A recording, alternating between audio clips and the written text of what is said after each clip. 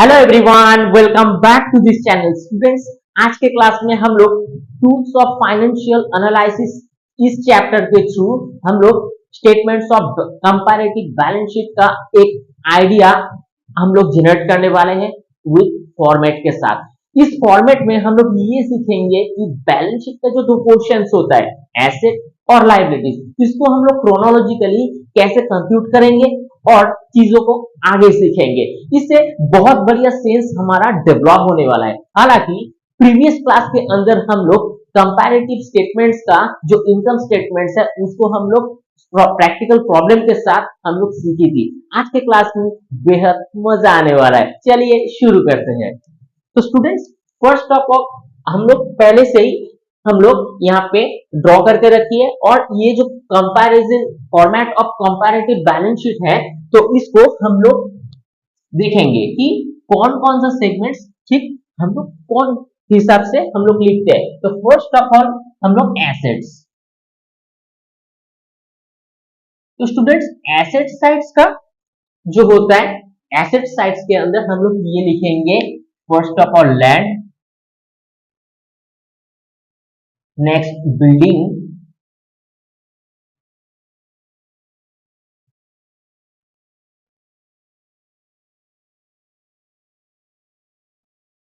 उसके बाद plant and machinery, next furniture and fixture. ठीक है। Next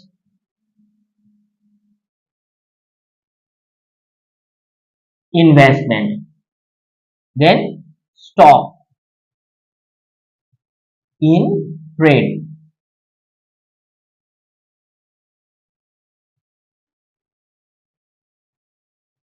sundry debtors,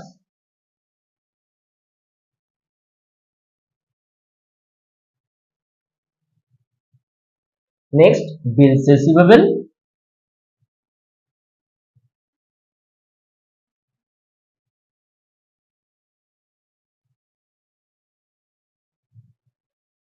cash in hand,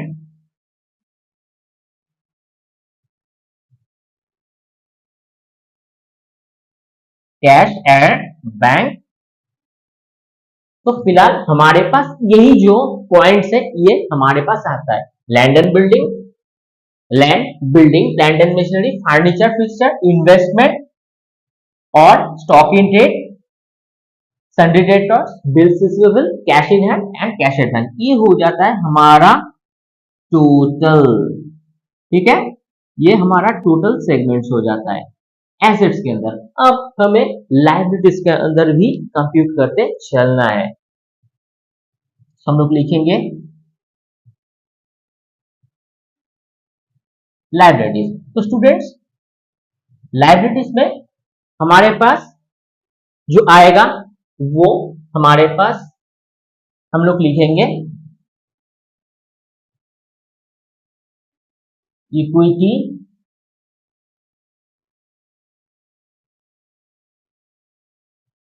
share capital,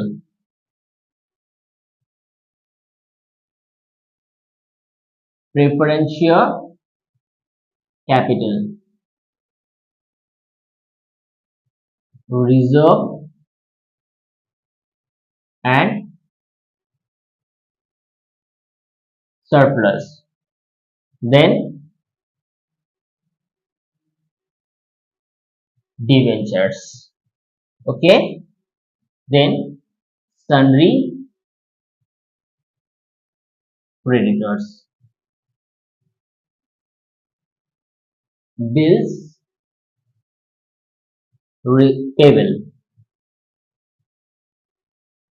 bank overdraft। ठीक है, एंड फाइनली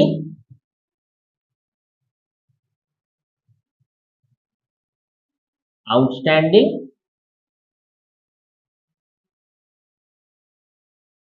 एक्सपेंसेस। तो स्टूडेंट्स, यहाँ पे भी जस्ट लाइक हम लोग यहाँ पे लिख देंगे टोटल,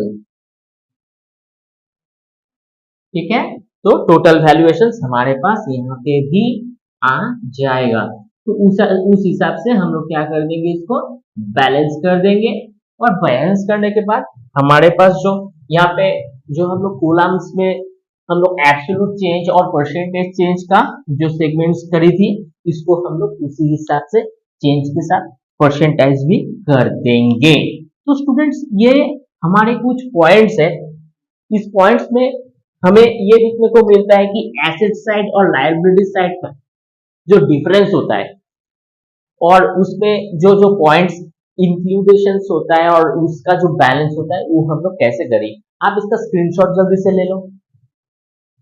चलिए स्टूडेंट्स, इसको आप ड्रॉ करना इस हिसाब से, और उसको उससे जुड़ा जो एसेट से जुड़ा जो हर एक पॉइंट्स है, जैसे हमारे पास हो गया इस पॉइंट्स का एसेट्स का जो ये जो पॉइंट्स हमें डिस्कस करी। लायबिलिटीज के अंदर हमें equity share capital, preference share capital, reserve and surplus, debenture, सन्डी debtors, सन्डी creditors, bills payable, bank overdraft, outstanding expenses, ये सारे जो पॉइंट्स हैं आप इसको बहुत अच्छे से याद कीजिए। और जो सामने के क्लास होगा उस क्लास के अंदर हम लोग इसका जो प्रैक्टिकल प्रॉब्लम है उसके ऊपर हम लोग डिस्कस करने वाले हैं। बहुत मजा भी आने वाला है। जैसे कि बैलेंस शीट का जो आइडिया है ये आपके लिए बिल्कुल नया नहीं होगा, ये आप पहले कर चुके हैं, तो ये बिल्कुल ही आपके लिए इजीली आप लोग कर पाएंगे। It is my humble believe. और स्टूडेंट्स, और अच्छे से प्रैक्टिस कीजिए 2-4 बार। मिल जाएगी नेक्स्ट क्लास में। तब तक के लिए थैंक यू।